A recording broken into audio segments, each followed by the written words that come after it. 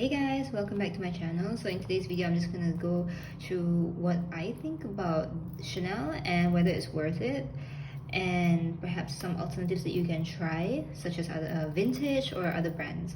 So this is my only vintage Chanel. I have another one, which is the trendy CC. That's not vintage.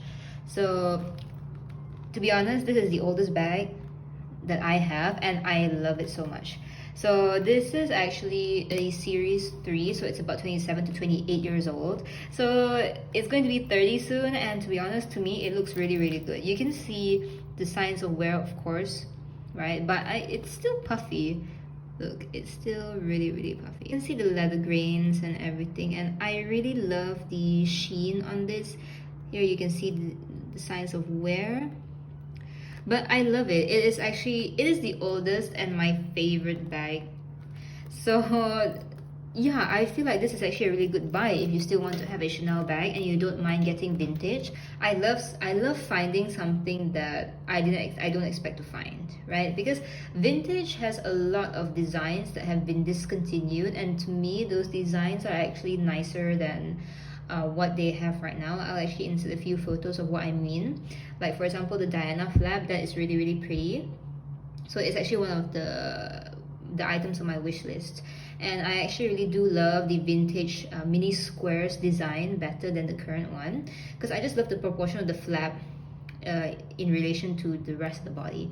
If you guys are still looking for a Chanel bag, I would actually suggest going for vintage, because the vintage market right now, the price has not adapted to the current price increase, so you can still get vintage bags for much less. You can actually get vintage bags for even higher discounts right now because of the retail price increases. So I would still say like go for it. Like for example, I'm in Malaysia, so right now it's about like 45,000 ringgit for a medium classic flap, this one. So you can find a vintage medium classic flap for around 17,000 to 18,000 ringgit here. That is about equivalent to 3,500 to 4,000 USD. So that is here in Malaysia, but I'm not sure about perhaps if you're living in the US or the UK or Europe, perhaps it's a bit higher in price because of taxes and such. But I would still recommend going for vintage, or at least if you are okay with lambskin, you could probably go for pre-loved lambskin if you don't like vintage, because lambskin is actually much cheaper than if you were to go for caviar. For example, if you go for a vintage caviar classic flap, it is actually around the same price as if you were to go for a pre-loved caviar classic flap.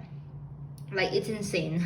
I believe it is because it's really hard to find a caviar bag, and I believe it's also because the vintage caviar leathers are actually more hard wearing and more durable. That's my assumptions. Perhaps you guys can comment down below and tell me what are your thoughts and things like that. But I would still recommend going for vintage. I love vintage. If you're okay with the wear and tear, yeah, go for it. It's really pretty. But if you are done with Chanel, that's okay too, because not all of us have the that amount of disposable income to spend 5 figures on a bag. It's just insane. So, and a lot of us really like the shopping experience. A lot of us actually like to have new bags. So I would actually recommend to go for different brands, perhaps such as what I'm looking at right now is actually Tory Burch and Coach. I really like those two brands. Tory Burch has this really nice flat bag. It's called the Eleanor bag. I'll insert the photo right here. And they have this really pretty burgundy colored bag. And I've went into the store and I've tried it on, and it feels premium relative to its price, right? So in Malaysia, it's about almost 4,000 ringgit. So I guess in the US, it's about $1,000. It's a very nice solid leather, and the magnetic closure is very strong. It reminds me of the YSL magnetic closure, right?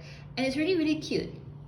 So that's one of the bags that I am actually looking at right now. I don't know whether I will ever get it, because I have 3 bags in my collection. I just sold one previously. I sold my Givenchy Antigona, and to be honest, 3 bags is more than enough for me. It may be too little for some, maybe too much for other people, but to me it's just okay, because I don't really go out that much. Anyway, that's Tory Burch. I'm looking at Tory Burch, and I'm also looking at Coach.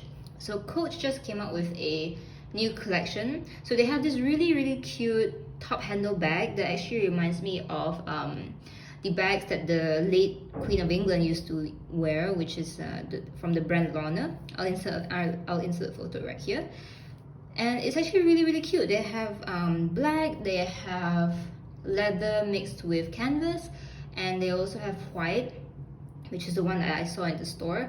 And yeah, I love it. It's so cute. I might not get it for myself because I already have a top handle bag from Chanel, which is the trendy CC, but I was thinking of getting it for my aunt because, you know, it's as a reward for her because her birthday is coming up in April. So I was just thinking of getting one for her to use as an evening bag. But yeah, it's a really cute bag at a really good price. I believe it was also around the same price as the Tory Burch bag. I think it's about like 3,000 to 4,000 ringgit, so around about 800 to $1,000, right? So I think that's a really good buy.